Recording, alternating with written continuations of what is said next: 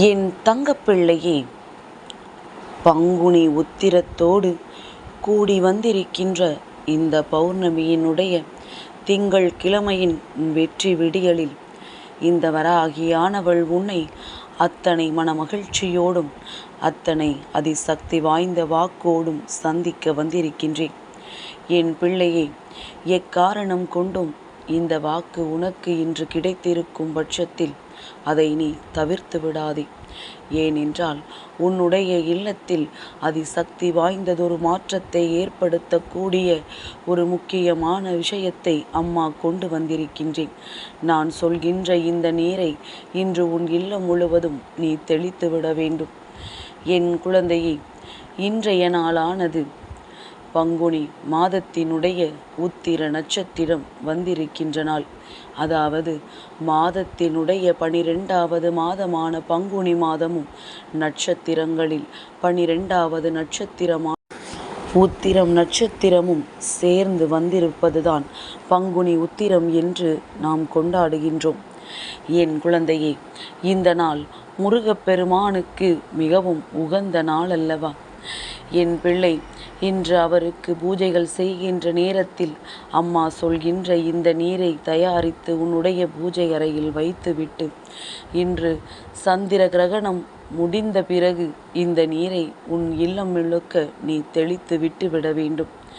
என் தங்கமே, அதிசக்தி வாய்ந்த கிரகண பௌர்ணமி இன்று மதிய நேரத்தில் இருக்கின்றது. என் பிள்ளையே, மதிய நேரத்தில் இருப்பதனால் கிரகண தோஷங்கள் அந்த அளவிற்கு யாரையும் தாக்கிவிடாது.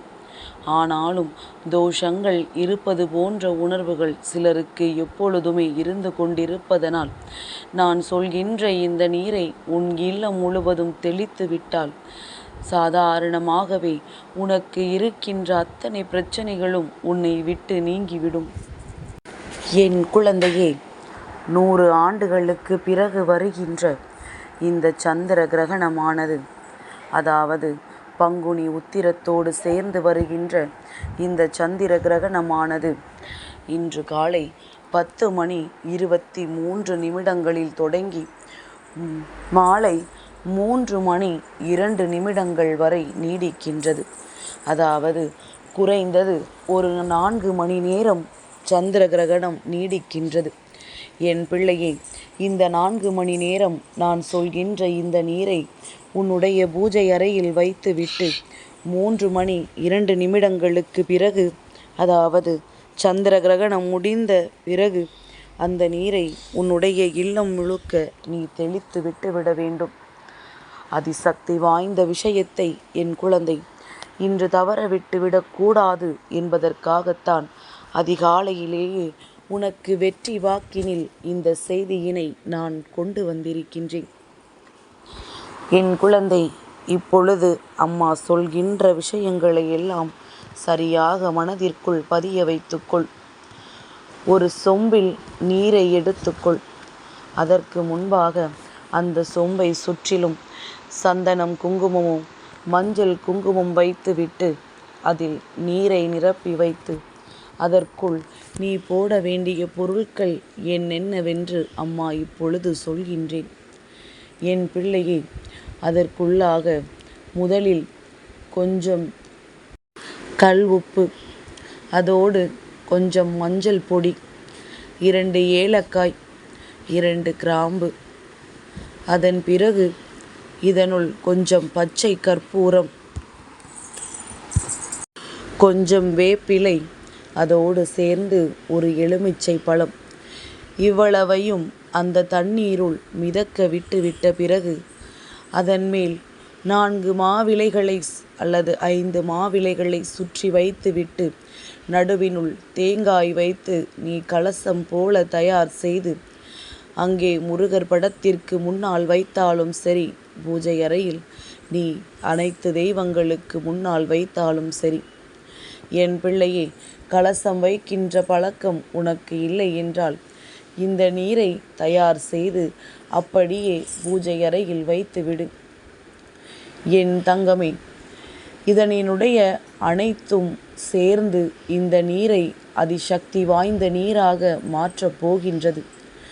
நீ எந்த அளவிற்கு மன நம்பிக்கையோடு இதை உன் பூஜை அறையில் தயார் செய்கின்றாயோ அந்த அளவிற்கு நம்பிக்கையோடு அவற்றின் சக்தி அதிகரிக்கும்.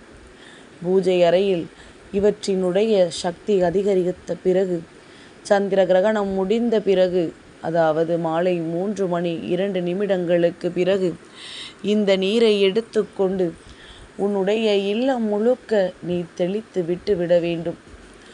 என் பிள்ளையே, உன்னுடைய இல்லத்திற்குள் இருக்கின்ற அத்தனை எதிர்மறை சக்திகளும் வெளியேறிவிடும். ஏதேனும் மனஸ்தாபங்கள் மனக்குழப்பங்கள் என்று இருக்கும் பட்சத்தில் அவையெல்லாம் உன்னை விட்டு நீங்கிவிடும். தேவையில்லாத பிரச்சனைகள், வீட்டில் எந்நாளும் சண்டை சச்சரவுகள் என்று மன நிம்மதி இல்லாமல் இருப்பதற்கு காரணம் உன் இல்லத்தில் இருக்கின்ற எதிர்மறை சக்திகள்தான். எந்த தீய சக்திகள் உன் இல்லத்தில் ஒளிந்திருந்தாலும், எந்த எதிர்மறை ஆற்றல்கள் எந்த மூலை முடுக்குகளில் தங்கியிருந்தாலும் அவையெல்லாம் உன் இல்லத்தை விட்டு வெளியேறி ஓடிவிடும்.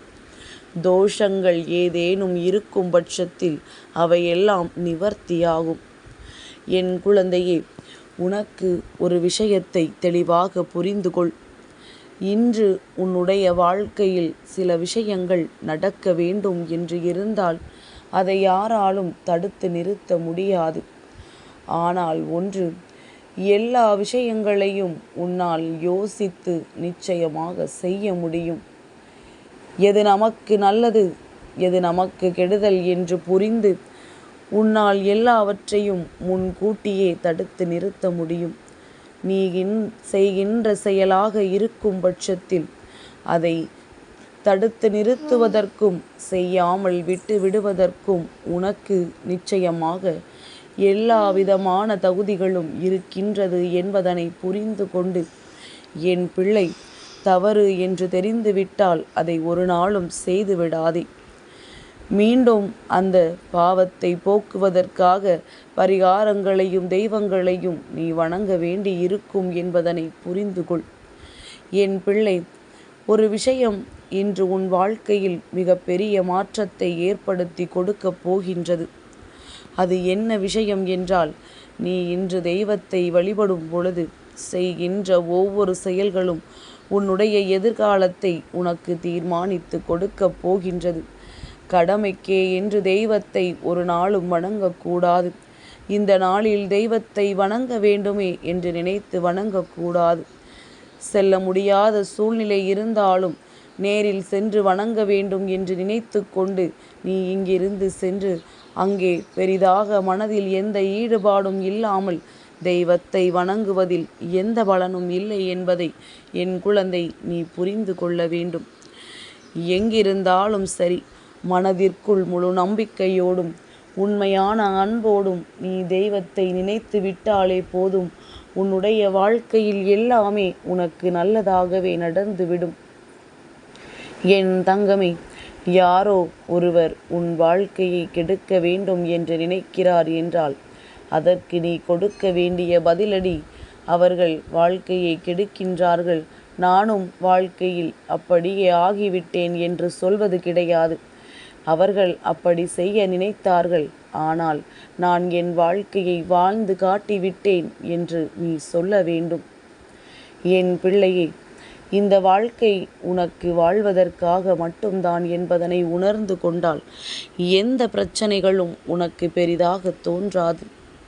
பல திருப்பங்களை எதிர்நோக்கி காத்திருக்க வேண்டிய இந்த திங்கள் கிழமையில் என் பிள்ளைக்கு மனம் நிறைய சந்தோஷம் கிடைக்கப் போவது உறுதியாகும். என் தங்கமே, நான் உன்னை மனம் முழுக்க யோசிக்கின்றேன். என் குழந்தையின் சந்தோஷத்தை பற்றி சிந்திக்கின்றேன். அதுபோல நீயும் இந்த வராகி நமக்கு நல்லது நடத்தி கொடுப்பாள் என்பதனை முழு மனதார நம்புவாயானால் நிச்சயமாக இன்றைய நாளில் நான் சொல்வதை செய்து உன்னுடைய வாழ்க்கையில் உனக்கான நல்லதை எல்லாம் பெற்றுக்கொள். உன்னுடைய இல்லம் தூய்மையாகும், உன்னுடைய உள்ளம் மன நிறைவடையும். எல்லாமே இனி நீ நினைத்தது போலவே வெற்றியாக வந்து மாறும். உன்னுடைய நம்பிக்கைக்குரிய பலன் உனக்கு நிச்சயமாக கிடைக்கும் என்பதில் எந்த ஒரு மாற்று கருத்தும் கிடையாது. என் தங்கப்பிள்ளைக்கு இந்த வராகி அம்மாவினுடைய ஆசீர்வாதங்கள் எப்பொழுதும் உண்டு.